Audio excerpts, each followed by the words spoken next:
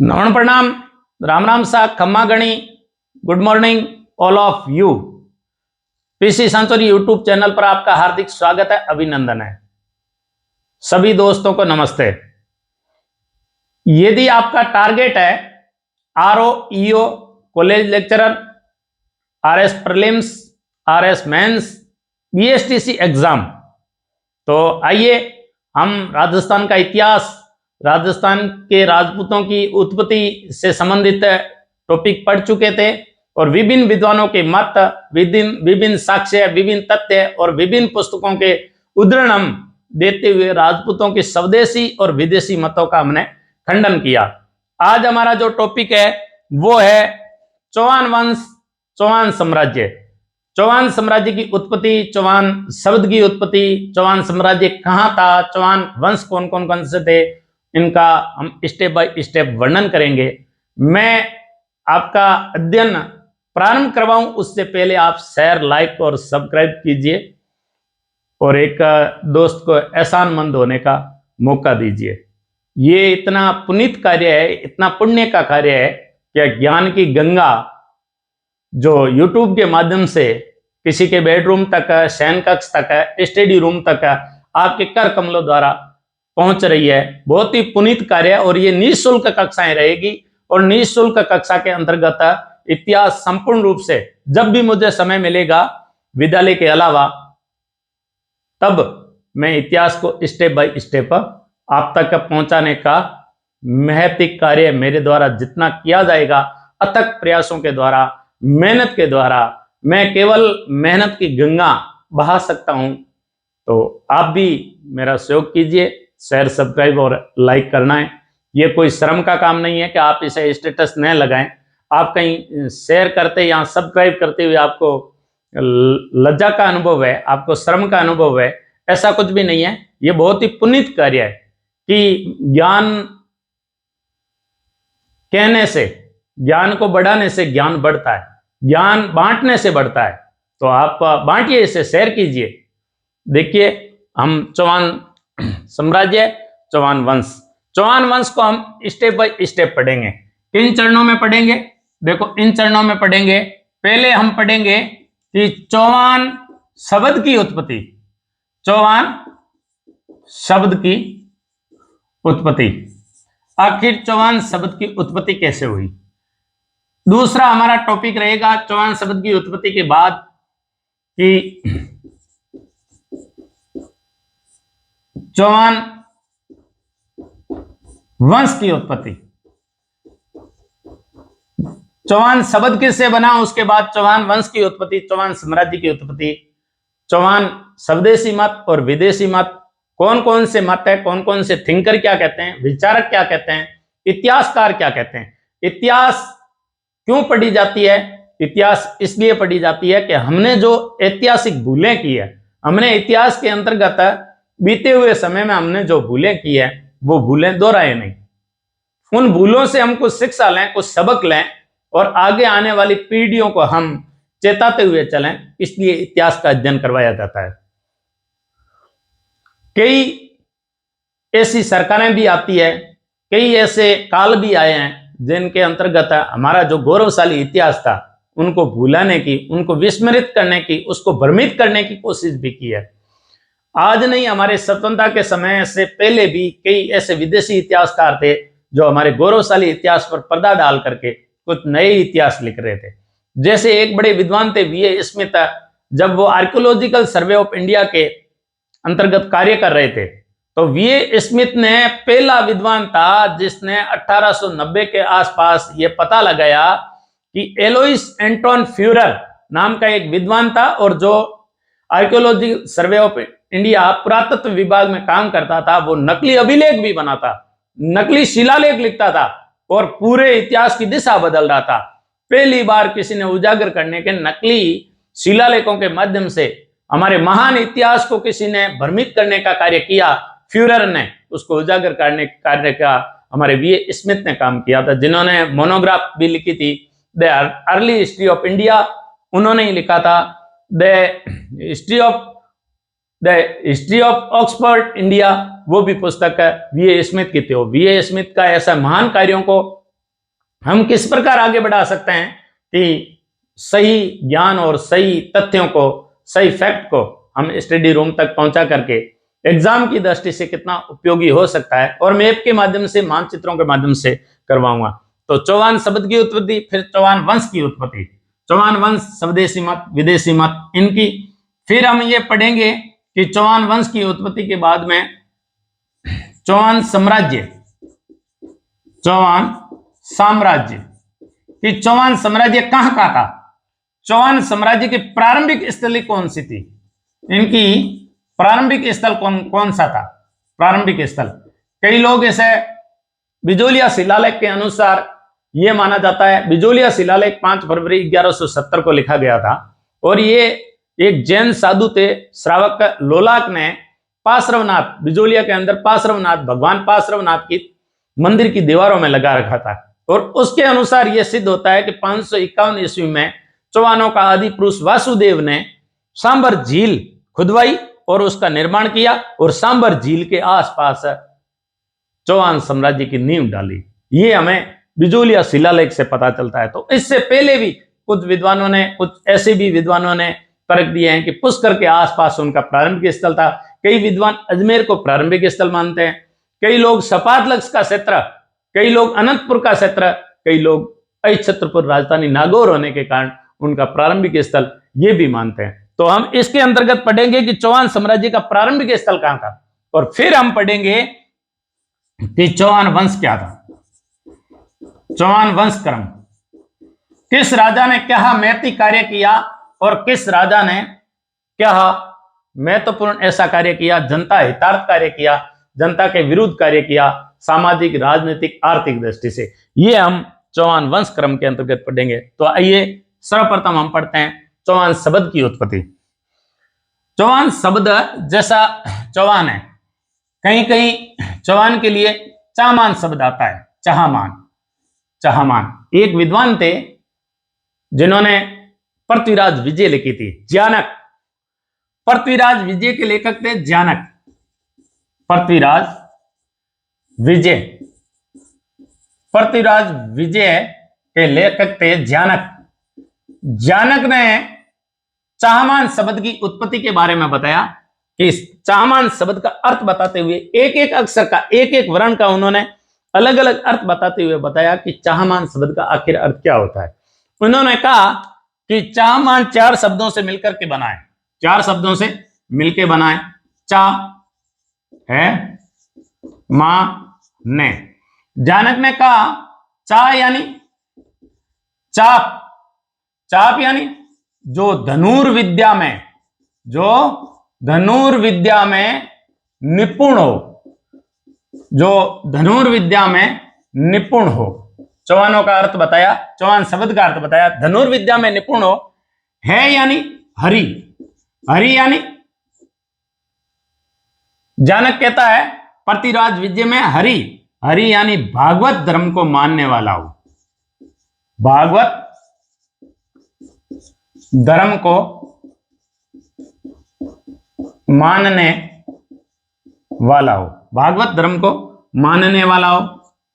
मां यानी मान, मान यानी जो भागवत धर्म को मानने वाला हो, जो अतिथि को मान देने वाला हो।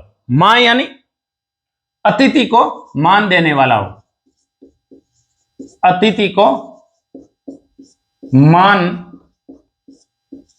देने वाला हो, अतिथि को मान देने वाला हो। अमीर के बारे में कहा भी जाता है कि अमीर इतना हठी था कि जो भी उसके शरण में अतिथि आ जाते थे, उनके चरण में आ जाते थे, उनकी शरण में आ जाते थे, उनको वो निकाल करके दुश्मन को नहीं देते थे।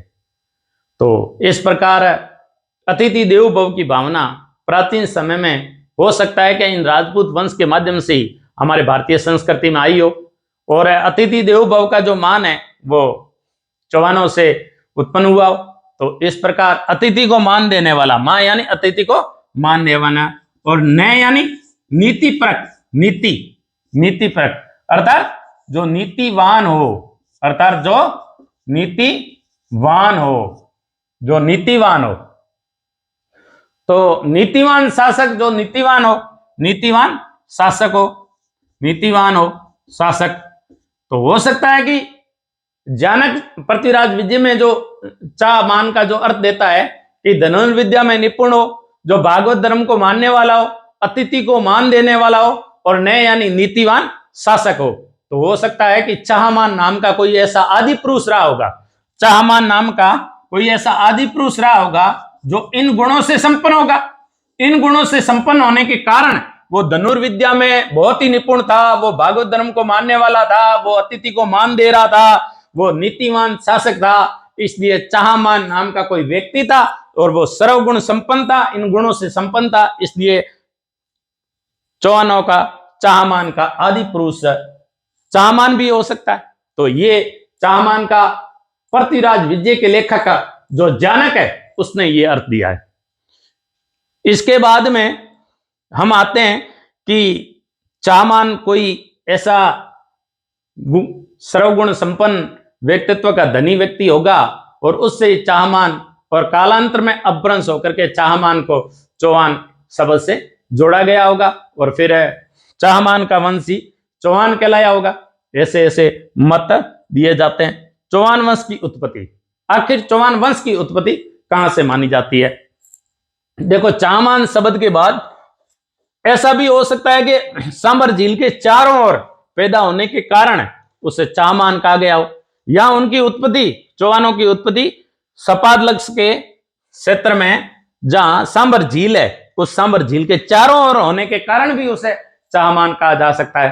तो यहां तो पृथ्वीराज विजय के लेखक जानक की चाहमान के अलग अलग शब्दों की जो अर्थ बताया है उनको ले लिया जाए। यहां सपाद लक्ष्य का जो क्षेत्र है सांबर झील के चारों ओर होने के कारण भी उसको चाहमान कहा गया हो, कालांतर में वो चौहान वंश चौहान बन गए हो।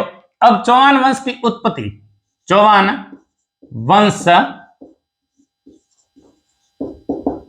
वंश की उत्पत्ति के सिद्धांत, उत्पत्ति के सिद्धांत ये हमने कालांतर में पढ़े भी थे और दोबारा इसका अध्ययन करना वाजिब है, क्योंकि हमने सारे राजपूतों का, टोटल राजपूत वंश का हमने एक समग्र अध्ययन किया था। आज हम समग्र अध्ययन केवल राजपूतों की उत्पत्ति के सिद्धांत के अंतर्गत चौहान वंश की उत्पत्ति के सिद्धांत को करेंगे कि कौन क्या मानता है। सबसे पहले हम लेंगे इनका, ये ब्राह्मण वंश से उत्पन्न माने जाते हैं। किससे माने जाते हैं? ब्राह्मण वंश से। ये कहते हैं कि ये ब्राह्मण वंशीय थे, ये ब्राह्मण वंशीय थे। सबसे पहले जो ब्राह्मण वंशीय कहते हैं वो कहने वाले विद्वान है, वो है डॉक्टर दशरथ शर्मा, डॉक्टर डी.आर. भंडारकर। देखो, विद्वान कौन है ब्राह्मण वंशीय? वो है doctor Dasharath Sharma, doctor Dasharath Sharma. Doctor Dasharath Sharma वो व्यक्तित्व का धनी था जिन्होंने हमारे राजस्थान का जब एकीकरण हुआ था, राजस्थान के एकीकरण में जब गुजरात ने दावा किया था डूंगरपुर, बांसवाड़ा का, माउंट आबू का अपने अंतर्गत विलय करने का, तो उस कमेटी के सदस्य के मेंबर के रूप में इन्होंने बहुत अच्छा काम किया था और राजस्थान के एकीकरण में महत्वपूर्ण भूमिका निभाई थी डॉक्टर दशरथ शर्मा ने। डॉक्टर दशरथ शर्मा ने 25 से अधिक किताब लिखी थी, डॉक्टर दशरथ शर्मा ने। तो जब हमारे एकीकरण समाप्त हो गया तब भारतीय स्वतंत्रता संग्राम में राजस्थान का योगदान, भारतीय स्वतंत्रता संग्राम में राजस्थान का योगदान विषय पर जो अध्ययन करने के लिए और तथ्यों को संकलित करने के लिए जो कमेटी बनी, उनके हेड के रूप में भी डॉक्टर दशरथ शर्मा ने काम में किया। तो डॉक्टर दशरथ शर्मा, इसके बारे में डॉक्टर डी.आर. भंडारकर, डॉक्टर डी.आर. भंडारकर ये चौहानों की उत्पत्ति ब्राह्मणों से मानते हैं। डॉक्टर डी.आर. भंडारकर, डॉक्टर दशरथ शर्मा, इनके बाद में डॉक्टर दशरथ शर्मा के बाद में जो ब्राह्मणों से उत्पत्ति मानी जाती है वो मानी जाती है एक व्यक्ति हुए हैं जान कवि। जान कवि, जान कवि जो व्यक्ति है इन्हें न्यामत खां भी बोला जाता है। न्यामत खां, न्यामत खां ने एक वीरोचित काव्य लिखा था। जान कवि ने वीरोचित काव्य लिखा था जिन्होंने कायम खानी वंश की उत्पत्ति और उनके कार्यों का लिखा था, जिन्हें कायम खा रासो कहा जाता है। ये भी चौहानों को ब्राह्मण वंश से उत्पन्न मानते हैं। चंद्रावती का जो लेख है, चंद्रावती जो पश्चिमी बनास नदी के किनारे है, चंद्रावती लेक, चंद्रावती लेक को अचलेश्वर लेक भी कहा जाता है, अचलेश्वर लेक भी कहा जाता है, जैसे आबू लेक कहा जाता है, चंद्रावती के लेक को आबू लेक कहा जाता है। इसमें भी इन्हें ब्राह्मण वंशीय बताया है, ब्राह्मण वंशीय बताया, ब्राह्मण वंशीय बताया। इसके अलावा डॉक्टर दशरथ शर्मा और डी.आर. भंडारकर ने जो तर्क दिया है, वो तर्क इन्होंने दिया है, बहुत गजब का तर्क दिया है। और इन्होंने कहा है कि आखिर चौहानों की उत्पत्ति कैसे हुई। तो डॉक्टर डी.आर. भंडारकर और दशरथ शर्मा ने एक तथ्य दिया है। इन्होंने कहा है कि 1170 ईस्वी का बिजोलिया जो शिलालेख है, उसमें ब्राह्मणों को वत्स गोत्रीय ब्राह्मण बताया गया है। देखो एक एक करके वर्णन करते हैं कि यह हमारा बिजोलिया, भीलवाड़ा, भीलवाड़ा का एक उपखंड है, भीलवाड़ा जिले का उपखंड है बिजोलिया, बिजोलिया, बिजोलिया। कभी ये मेवाड़ की ए ग्रेड की जागिरी होती थी बिजोलिया। देखो बिजोलिया का शिलालेख, बिजोलिया शिलालेख, बिजोलिया शिलालेख का क्या कहता है कि बिजोलिया शिलालेख का 5 फरवरी का है, 5 फरवरी 1170 ईस्वी का है, 1170 ईस्वी का है। एक मंदिर है, उस मंदिर पे, मंदिर की दीवार पे लगा है, और वो मंदिर जो है जैन मंदिर है, और पार्श्वनाथ भगवान का मंदिर है, पार्श्वनाथ भगवान के दीवार पर लगा है, पार्श्वनाथ भगवान की दीवार पर लगा है। और एक साधु थे जैन श्रावक, जैन श्रावक थे, जैन श्रावक लोलाक ने इस मंदिर की स्मृति में लगाया था। बिजोलिया में, भीलवाड़ा के बिजोलिया में 5 फरवरी 1170 ईस्वी का पार्श्वनाथ जैन मंदिर की दीवारों पर लगा है, और जैन श्रावक लोलाक ने इस पार्श्वनाथ मंदिर के निर्माण की स्मृति में लगाया है। और उसमें जो पार्श्वनाथ की दीवार में लगे हुए जैन श्रावक लोलाक द्वारा जो है बिजोलिया शिलालेख है। बिजोलिया शिलालेख हमें यह बताता है कि चौहानों का प्रारंभिक स्थल सांबर एवं अजमेर था। यह बिजोलिया शिलालेख बताता है। बिजोलिया शिलालेख सांबर और अजमेर इनकी प्रारंभिक स्थल बताता है, और उसमें यह कह रहा है कि इनकी उत्पत्ति वत्स गोत्रीय, वत्स गोत्रीय ब्राह्मण से चौहानों की उत्पत्ति बताते हैं, चौहानों की उत्पत्ति बताते हैं। Doctor Dasharath Sharma, D R. भंडारकर बिजोलिया शिलालेख के आधार पर बताते हैं कि ये वत्स गोत्रीय ब्राह्मण थे। जो 1170 ईस्वी का शिलालेख है, इस पे इन्हें वत्स गोत्रीय ब्राह्मण कहा गया है, क्योंकि उस पे लिखा भी है कि विप्र वत्स गोत्रभूत है। वहां लिखा हुआ है कि विप्र जो चौहान वंश है, उनकी उत्पत्ति के बारे में लिखा है कि विप्र वत्स गोत्रे भूत, विप्र वत्स गोत्रे भूत शब्द के आधार पर डॉक्टर गोपीनाथ शर्मा और डी.आर. भंडारकर कहते हैं कि चौहानों की उत्पत्ति है वो वत्स गोत्रीय ब्राह्मणों से मानी गई है। तो ये तर्क उन्होंने दिया है। और डी.आर. जो भंडारकर है, डी.आर. भंडारकर एक मत और पालते हैं।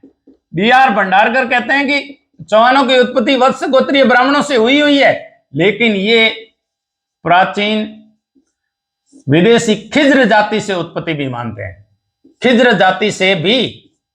जाति से चौहानों की उत्पत्ति मानते हैं। चौहान उत्पन्न हुए हैं, ये डॉक्टर डी.आर. भंडारकर अपने दूसरे में बताते हैं। जो टोटल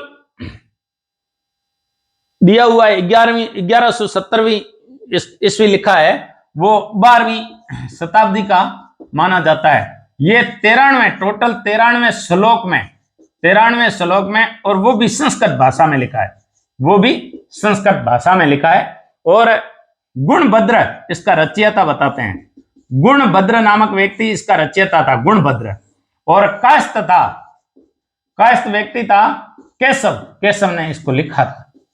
जो इसका लिखने का काम कास्त केशव ने किया था, और गुणभद्र इसका जो है रचयिता था, यानी उसको संस्कृत में रचने का काम जिसने किया था वो गुणभद्र ने किया था, और दीवारों पे जो उकरने का काम किया वो कास्त केशव ने किया, और जो लगवाने का कार्य किया वो लोलाक ने किया था, और जो जैन श्रावक का लोलाक था। ये एक चट्टान पे लगा है, ये शिलालेख एक चट्टान पे लगा है, और इस शिलालेख के अंदर खूब सारे प्राचीन नाम भी मिलते हैं, जो प्राचीन नगरों के नाम हैं उनके नाम भी मिलते हैं, और उसमें यह भी बताया गया है कि ये जो बिजोलिया का क्षेत्र है, इस बिजोलिया को क्षेत्र को उत्तमाद्रि कहा गया है, इस बिजोलिया के आसपास के क्षेत्र को उत्तमाद्रि कहा गया है, और बिजोलिया का पुराना नाम विंध्यावली मिलता है। इस शिलालेख के अंदर बिजोलिया का प्राचीन नाम क्या मिलता है? विंध्यावली, और बिजोलिया के आसपास के क्षेत्र को उत्तमाद्रि कहा गया है। ये इस शिलालेख की विशेषता है। इस शिलालेख के अंदर जो जालोर है, उस जालोर को, आधुनिक जालोर को उसने जबालीपुर कहा है। जालोर को उसने क्या कहा है? बिजोलिया शिलालेख कहता है कि जालोर जबालीपुर था। बिजोलिया शिलालेख कहता है कि जालोर जबालीपुर था। और जो वर्तमान का नाडोल है, ये नाडोल पाली में पड़ता है, और यहां भी चौहानों की राज रहा है, और चौहानों की साम्राज्य स्थली रहा है। तो कितु एक महान राजा जो जिसके बारे में उक्ति चलती है, वो नाडोल से ही प्रारंभिक नाडोल के ही शासक थे। तो इस प्रकार नाडोल को उन्होंने इस नडुल का है, नाडोल को उन्होंने नडुल का है, और जो सांबर है, सांबर झील को उन्होंने शाकंभरी कहा है, और कहते हैं कि शाकंभरी माता का मंदिर है, यही है, सांबर शाकंभरी का है। और जो वर्तमान की दिल्ली है, जिसे हम दिल्ली कहते हैं, उसके अंदर का इससे दिल्ली का बोला है, दिल्ली को क्या बोला है? दिल्ली का बोला है। और वर्तमान जो भीनमाल है, जो अभी जिला बनाने की मांग कर रहा है, भीनमाल, सांचौर जिला बन गया जालोर से अलग होकर के, और भीनमाल की मांग चल रही है विभिन्न नेताओं के माध्यम से। उस भीनमाल को बिजोलिया शिलालेख में श्रीमाल कहा गया है, बिजोलिया शिलालेख में श्रीमाल कहा गया है। जो नागदा है वर्तमान का, नागदा जो उदयपुर के अंतर्गत है, कभी मेवाड़ की राजधानी था नागदा, वहां इसको नागहरद कहा गया है, इसको नागहरद कहा गया है, नागदा को नागहरद कहा गया है। इस प्रकार ये 93 जो है 93 संस्कृत पद्यों में लिखा है, 93 संस्कृत पद्यों में लिखा है। इतना ही नहीं, यहां अलग अलग प्रकार के जो उदाहरण दिए हैं वो गजब के दे रखे हैं कि किस प्रकार गांव की इकाइयां थी, और गांवों को ग्राम के बाद में किस प्रकार पल्ली, पुर, पतन आदि में बांटा गया था। ग्राम, पल्ली, पुर, पतन, देश के रूप में साम्राज्य को किस प्रकार बांटा गया था, यहां तक और उनके अधिकारियों के उल्लेख भी इस बिजोलिया शिलालेख में मिलता है। तो बिजोलिया का शिलालेख कुल मिला के क्या कहता है? बिजोलिया का शिलालेख ये कहता है कि ये जो विप्र गोत्रभूते, जो शब्द मिलता है विप्र गोत्रभूते, हमने यहां उल्लेख किया कि विप्रवत्स गोत्रभूते, विप्रवत्स गोत्रभूते। बिजोलिया शिलालेख यह कहता है कि चौहानों की उत्पत्ति वत्स गोत्रीय ब्राह्मण से मानी गई है। यह बिजोलिया का शिलालेख कहता है। बिजोलिया का शिलालेख और क्या कहता है? डीआर भंडारकर जो खिज्र जाति से भी उत्पन्न मानते हैं, डीआर भंडारकर, डॉक्टर गोपीनाथ शर्मा और जो कायम का रासो है जान कवि ने लिखी, उनके लेखक ये इनको वत्स गोत्रीय ब्राह्मण बताते हैं। भीलवाड़ा बिजोलिया में स्थित है। सांबर और अजमेर इनको प्रारंभिक स्थल माना गया है। पार्श्वनाथ के जैन मंदिर के अंदर जैन श्रावक लोलक द्वारा लिखा गया है। इस प्रकार गुणभद्र ने इसके रचयिता है, कास्त केशव इसका लेखक है, संस्कृत के 93 शिलालेख में है। और इस प्रकार प्राचीन नगरों के नाम भी हमें बिजोलिया शिलालेख में मिलते हैं कि जालोर को जबालीपुर, नाडोल को नड्डुल, सांबर को शाकंभरी, दिल्ली को दिल्ली का भीनमाल को श्रीमाल, नागदा को नागदा। संस्कार पद्यों में जो लिखा है वो प्राचीन। अच्छा, ये भी लिखा है कि बिजोलिया का विंध्यावली कहा गया, और विंध्यावली के आसपास का क्षेत्र जो विंध्यावली था उसके आसपास के क्षेत्र को उत्तमाद्रि कहा गया। ये सारे हमने बिजोलिया शिलालेख से मिलता है। ये तो हो गई चौहानों का वत्स गोत्रीय ब्राह्मण से उत्पत्ति। हमने एक मत पढ़ा कि चौहानों की उत्पत्ति वत्स गोत्रीय ब्राह्मण से मानने वाले विद्वान डॉक्टर डी.आर. भंडारकर गोपीचंद शर्मा 1117 का 5 फरवरी 1117 का जो बिजोलिया में शिलालेख लिखा था उसमें उसे चौहानों की उत्पत्ति वत्स गोत्रीय ब्राह्मण बताए गए। अब कई विद्वान है जो इसे अग्निकुंड से मानते हैं, वो ये मानने के लिए तैयार नहीं है कि वत्स गोत्रीय ब्राह्मण थे, ये कहते हैं कि इनकी उत्पत्ति अग्निकुंड से हुई है। वत्स गोत्रीय ब्राह्मण से कैसे मान सकते हैं, वो अग्निकुंड से उत्पन्न कैसे हुए, वो विद्वान तर्क देते हैं। जो अग्निकुंड से उत्पन्न हुए उन विद्वानों में जो तर्क देते हैं वो सबसे पहले आता है चंद्रबरदाई। चंद्रबरदाई अजमेर के चौहान राजा पृथ्वीराज तृतीय का, जिसे राय पितौरा कहा जाता है, उसका सखा था, उसका दोस्त था, एक ही समय पैदा हुआ था और उसका लंगोटिया यार था। कौन? चंद्रबरदाई इनकी उत्पत्ति किससे मानते हैं? अग्निकुंड से। चौहानों की उत्पत्ति अग्निकुंड से मानने वाले विद्वान कौन से? चंद्रबरदाई ने पृथ्वीराज रासो लिखी और पृथ्वीराज रासो के अंदर चंद्रबरदाई ने यह कहा कि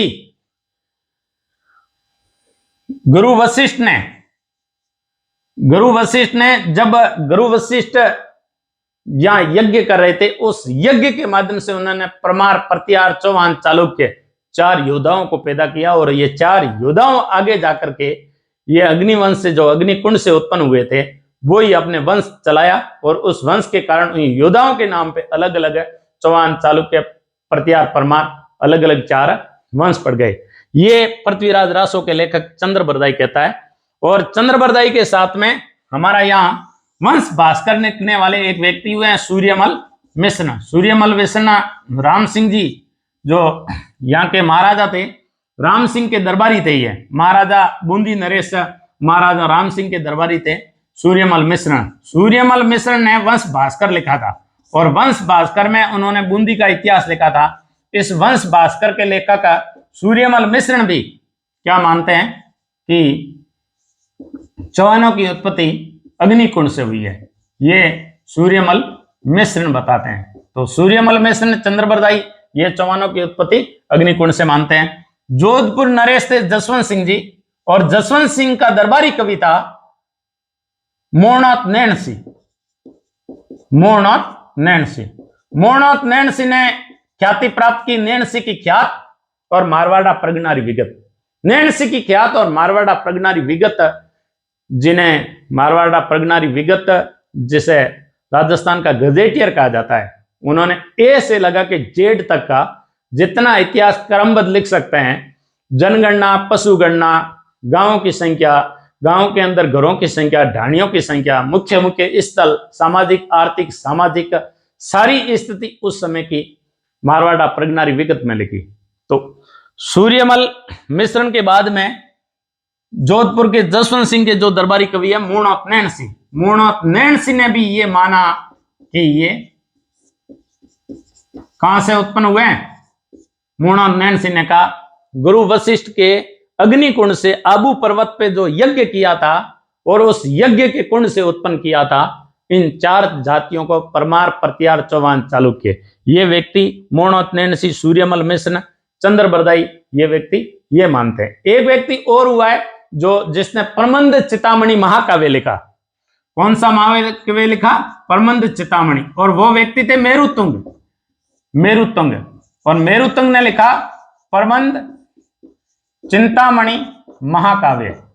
इनके बारे में हम डिटेल बताएंगे आगे। प्रबंध चिंतामणि महाकाव्य, तो प्रबंध चिंतामणि महाकाव्य के लेखक को ये मानते हैं कि चौहानों की उत्पत्ति गुरु वशिष्ठ के अग्निकुंड से हुई थी। इसके अलावा जो वंश लिखने वाले चारण कवि है, चारण कवियों ने भी राजपूतों की उत्पत्ति अग्निकुंड से मानी है। मारवाड़ के, पश्चिमी राजस्थान के जितने चारण कवि है जिन्होंने वंशावली लिखी, अतः वंशावली लिखने में और जो सहयोग दिया वो कौन थे? भाट। आज भी भैया भाट होते हैं जो वंशावली लिखते हैं और वंशक्रम अपने घर आकर के वंशावली बांटते भी हैं और अपने पीढ़ियों को बताते हैं। यदि आपने उनके आवभगत में आपने मदद की है, आवभगत में आपने अतिथि देवो भव के तहत उनकी अच्छी सेवा की है, चाहे आपने खीर खिलाई है, चाहे आपने हलवा खिलाया है, और आपके वंश में कौन कौन हुए हैं, जितनी भी आपकी घटनाएं, वो छोटी छोटी घटनाएं लिखते हैं वो भाटों ने भी राजपूतों की उत्पत्ति किससे मानी है?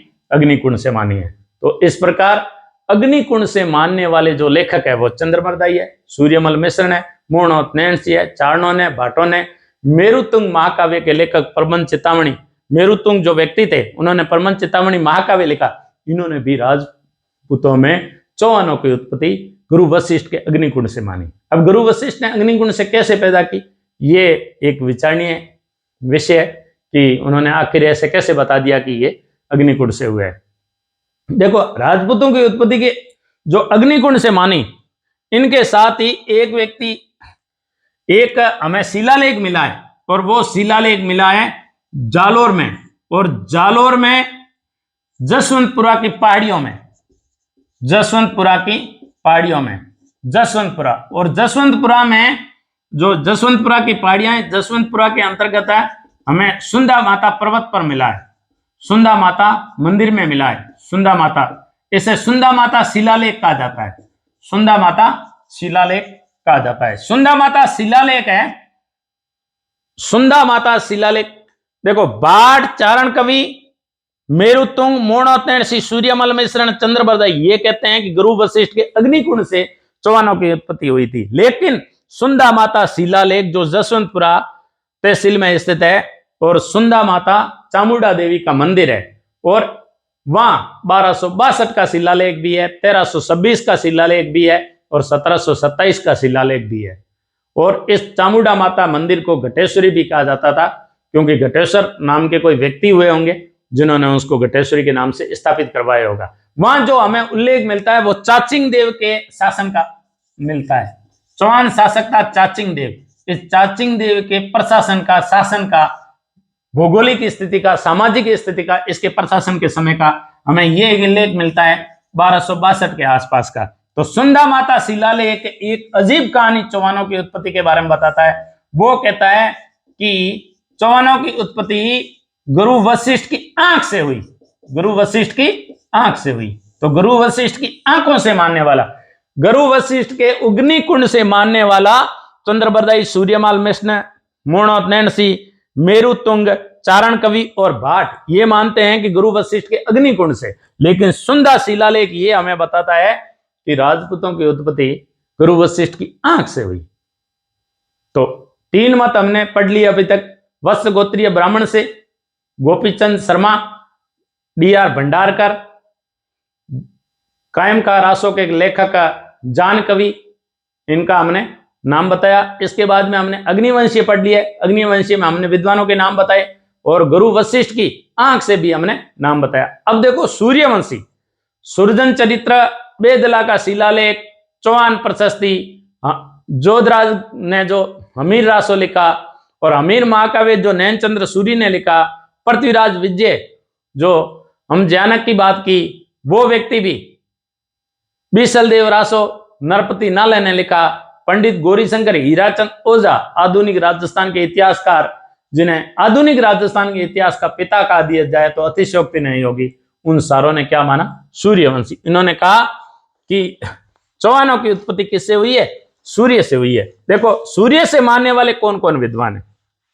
सूर्य से मानने वाले कौन कौन विद्वान है? सबसे पहले पृथ्वीराज विजय। पृथ्वीराज विजय, पृथ्वीराज विजय किसने लिखा? जानक ने, जानक ने, जानक ने पृथ्वीराज विजय लिखा, जानक ने। और हमीर महाकाव्य किसने लिखा? नैनचंद्र सूरी ने। हमीर महाकाव्य, हमीर महाकाव्य नयनचंद्र, नयनचंद्र सूरी, हमीर महाकाव्य नयनचंद्र सूरी। और हमीर रासो जोधराज। देखो, हमने इसको हमीर रासो, रासो यानी राज, जोधराज, जोधराज, इस पे याद करें, हमीर रासो जोधराज। बीसल देव रासो नरपति नालय, बीसल देव रासो नरपति नालय, बीसल देव। ये अब की बार रीट में पूछा भी था, बीसल देव रासो में क्या वर्णन है? बीसल देव रासो नरपति नालय, नरपति नाले, बीसलदेव रासो, नरपति नाले, हमीर रासो, जोधराज, हमीर महाकाव्य, नैनचंद्र सूरी, पृथ्वीराज विजय, जानक और पंडित गौरीशंकर हीराचंद ओझा, पंडित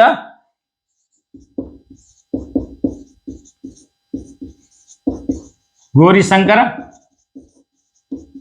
हीराचंद ओझा।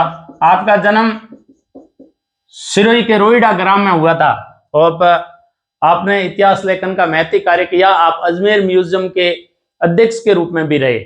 बेदला शिलालेख, सुरजन चरित्र, चौहान प्रशस्ति। बेदला शिलालेख, बेदला शिलालेख, सुरजन चरित्र, सुरजन चरित्र, चौहान प्रशस्ति, चौहान प्रशस्ति। ये सारे क्या मानते हैं? ये सारे ये मानते हैं कि चौहानों की उत्पत्ति सूर्य से हुई है, इसलिए वो मानते हैं सूर्यवंशी, सूर्यवंशी।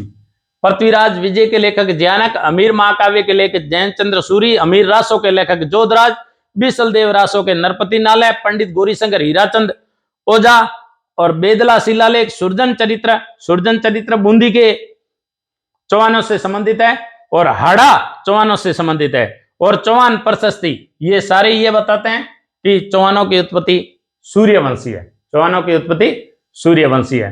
इसके बाद में एक लेख आता है हांसी शिलालेख, और आबू के अचलेश्वर मंदिर में, जहां मठ के पास में लगी है और नंदी के पास में स्थापित है, वो मानते हैं कि ये चंद्रवंशी है। आबू के अचलेश्वर मंदिर में लगी है। अब देखो, ये तो हो गए सूर्यवंशी। अब चंद्रवंशी मानने वाले कौन कौन है? वो है आबू का अचलेश्वर शिलालेख, आबू का अचलेश्वर शिलालेख, आबू का अचलेश्वर शिलालेख क्या मानता है कि ये चंद्रवंशी थे। और हांसी शिलालेख, ये भी इसे क्या मानते हैं? चंद्र मानते हैं, हांसी शिलालेख। इनका एक एक करके हम वर्णन आगे करेंगे। ये मानते हैं कि ये क्या थे? ये चंद्रवंशी थे। कौन? चौहान, चौहान चंद्रवंशी थे। कई ऐसे विद्वान भी हुए हैं जिन्होंने इन्हें इंद्रवंशी भी माना है। और जैसे रायपाल के सेवाड़ी शिलालेख का ये कहता है कि ये इंद्रवंशी थे। रायपाल का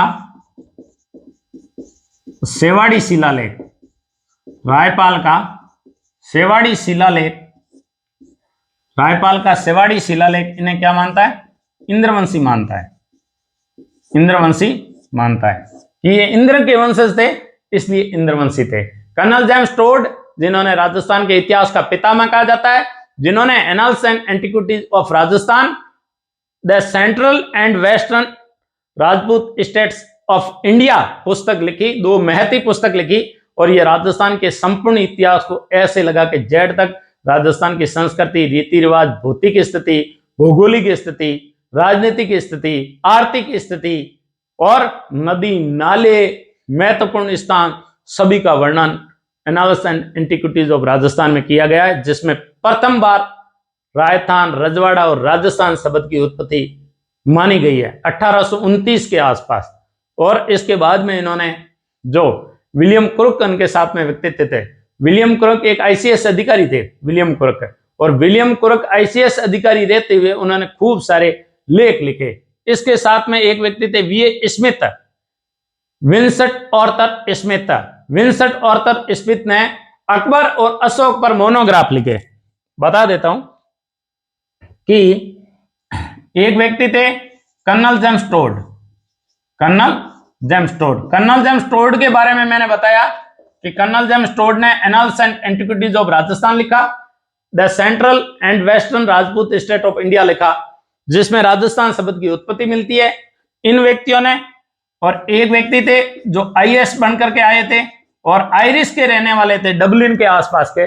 उस समय ब्रिटिश हिस्सा था, उत्तरी आयरलैंड, दक्षिणी आयरलैंड और वेल्स, इंग्लैंड, स्कॉटलैंड, ये सारे यूनाइटेड किंगडम के हिस्से थे। और आज भी वेल्स, स्कॉटलैंड, इंग्लैंड और उत्तरी आयरलैंड ये आज भी यूके यूनाइटेड किंगडम के हिस्से हैं। तो विलियम क्रुक का आयरिश थे और ये आईसीएस बन करके आए थे।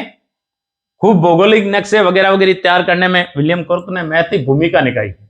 वो व्यक्ति और एक विंसेंट ऑर्थर स्मिथ, जिनका मैंने पहले भी बताया कि VA Smith, Vincent Arthur Smith, इन्होंने 2 किताब लिखी। विंसेंट ऑर्थर स्मिथ ने मोनोग्राफी लिखे। मोनोग्राफ किस पे लिखे? मोनोग्राफ लिखे अकबर पर। मोनोग्राफ लिखे अकबर पर। अकबर पर मोनोग्राफ लिखा और अशोक मान पर भी मोनोग्राफ लिखा। अशोक मान पर भी मोनोग्राफ लिखा। वीए स्मिथ ने जो किताब लिखी वो द ऑक्सफोर्ड इंडियन हिस्ट्री, ये किताब लिखी, और दूसरी लिखी the early history of India. The early history of India, early history of India.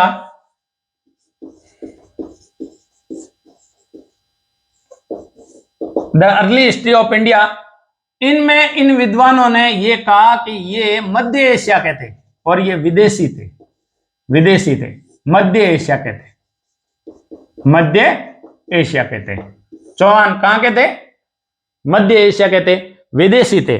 Colonel James Tod, William Crooke, Vincent Arthur, इन्हें माना कि ये विदेशी थे। विंसेंट ऑर्थर वो व्यक्ति था कि उस समय भी जब ये the archaeology of survey of India में काम करते थे तो उन्होंने एक जो एलोइंस एंटोन फ्यूरर नाम का व्यक्ति था, वो नकली शिलालेख लिखता था, नकली अभिलेख बनाता था और पूरे इंडिया के हिस्ट्री को चेंज करने का कार्य कर रहा था। ऐसे नकलची व्यक्ति को पकड़वाने का काम विंसेंट ऑर्थर स्मिथ ने किया था और भारतीय हिस्ट्री इतिहास लेखन पर उन्होंने महत्वपूर्ण भूमिका निभाई। ऐसा व्यक्तित्व था विंसेंट ऑर्थर स्मिथ ने। और कर्नल जेम्स टोड और विलियम क्रुक, इन व्यक्तियों ने कहा कि चौहान विदेशी थे और मध्य एशिया से आए थे। तो इस प्रकार ये विद्वानों के अलग अलग मत है। अब शुरुआत अपन वापिस इसे सार रूप में कहते हैं कि हमने ज्ञानक का चाहमान, चाप धनुर्विद्या में जो निपुण है, हरि जो भागवत धर्म का मानने वाला हो, मान जो अतिथि को मान देने वाला हो, और नीतिवान शासक हो, वो चाहमान कहलाया। हमने इनका बिजोलिया शिलालेख का बताया। Doctor Gopichand Sharma, doctor DR Bhandarkar और कायम रासो के लेखक जान कवि, इन्होंने उससे बिजोलिया लीला के आधार पर चौहानों को वत्स गोत्रीय ब्राह्मण बताया। क्यों? क्योंकि वत्स गोत्रीय ब्राह्मण बताने का एक ही कारण था कि विप्र वत्स गोत्र भूते, यानी उसमें विप्रों से उत्पत्ति चौहानों की मानी है। तो बिजोलिया शिलालेख 1170 का है, 5 फरवरी 1170 पार्श्वनाथ के मंदिर में लगा है। जैन श्रावक लोलाक ने लगवाया था। गुणभद्र उसका रचयिता है, कास्त केशव उसका लेखक है। 93 संस्कृत पद्य में लिखा है। और उस समय के प्राचीन स्थलों के नाम भी बताएं, जैसे नड्डुल नाडोल का, विंध्यावली बिजोलिया का, उत्तमाद्री बिजोलिया के आसपास के क्षेत्र को, सरीमाल भीनमाल को, जबालीपुर जालोर को, मंडलपुर मांडलगढ़ को। मांडलगढ़ जो नार नृत्य के लिए प्रसिद्ध है, ये भीलवाड़ा के अंदर स्थित है। जैसे नागर्द, नागदा को आदि नाम बताए गए। तो बिजोलिया शिलालेख के अनुसार ये बताया गया। ये भी बताया गया है कि चौहानों का आदि पुरुष 551 इसमें वासुदेव चौहान था, जिसने सांबर झील का निर्माण करवाया। ये सारा बिजोलिया शिलालेख के आधार पर वत्स गोत्रीय ब्राह्मण बताया डॉक्टर गोपीचंद शर्मा और DR भंडारकर ने। इसके बाद में हमने ये भी बताया कि रायपाल के सेवाड़ी शिलालेख में इन्हें इंद्रवंशी भी बताया कि ये इंद्र के वंशज थे। Colonel James Tod, William Crooke और VA स्मिथ ने अपने शोधों के आधार पर यह बताया कि ये विदेशी थे और मध्य एशिया से आए थे। ये बात बताई। पृथ्वीराज जानक, पृथ्वीराज विजय के लेखक, नैनचंद्र सूरी अमीर महाकाव्य के लेखक, जोधराज अमीर रासो के लेखक, नरपति नालय बिसलदेव रासो के लेखक, और ओझा पंडित गौरीशंकर हीराचंद ओझा, सुरजन चरित्र, बेदला शिलालेख, चौहान प्रशस्ति आदि ये मानते हैं कि चौहानों की उत्पत्ति सूर्यवंशी थी। लेकिन कई ऐसे भी विद्वान हैं जो ये कहते हैं, जैसे सुंदा माता का शिलालेख ये कहता है कि चौहान गुरु वशिष्ठ की आंख से पैदा हुए थे। लेकिन चंद्रबरदाई, सूर्यमल मिश्र, पृथ्वीराज रासो, चारण भाट और प्रबंध चिंतामणि महाकाव्य के लेखक मेरुतंग ये बताते हैं कि चौहान अग्निवंशीय थे और अग्निवंश में गुरु वशिष्ठ ने अग्नि यज्ञ से माउंट आबू पर्वत पर चौहान, चालुक्य, परमार, प्रत्यार 4 योद्धाओं को उत्पन्न करके इस प्रकार राजपूतों की उत्पत्ति का सिद्धांत अग्निवंशीय देने वाले विद्वान हैं। तो इस प्रकार हम राजपूतों के चौहानों की उत्पत्ति के सिद्धांत को आगे पढ़ते हुए हम चौहानों के क्षेत्र को पढ़ेंगे कि चौहानों की आखिर प्रारंभिक स्थली कौन सी थी, ये भी अपन स्टेप बाय स्टेप बताएंगे। तो देखते रहिए पीसी सांसोरी यूट्यूब चैनल को, अपने ज्ञान को बढ़ाते रहिए।